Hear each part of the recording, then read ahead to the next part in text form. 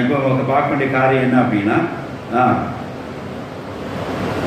இதில் என்ன தெரியுது அப்படின்னா, கர்த்தருக்கு தாவீதோட பலியை அங்கிருந்து நிமித்தமாய் அவனுக்கு வாதை வராமல், அவன் செய்த மீது நிமித்தமாய் வாதை வராமல் தடுத்த நிமித்தமாய் நாம் அறிந்து கொண்ட காரியம் என்னன்னா, கர்த்தர் தாவீதை மன்னித்தார்.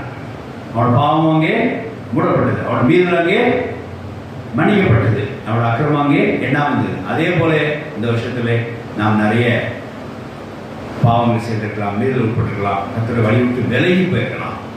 அதுக்கெல்லாம் தேவன் வாதையை வந்து நம்மளை தாக்காதபடிக்கு கர்த்தர் நம்மளை மன்னித்திருக்கிறார், நம்மளை பலியிட அங்கீகரித்து நம்மளை ஆசிரித்திருக்கிறார்.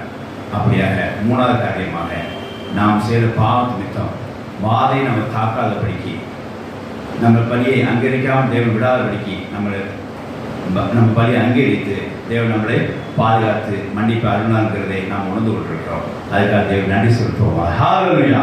அப்படியாக இந்த 3 விதத்திலே தேவன் பாவ மன்னிப்பை அருளான்னு சொல்லி நம்ம ஒத்துக்கொள்கிறோம். 3 விதத்திலே நம்ம பாவம் மூடப்பட்டதுக்கு நம்முடைய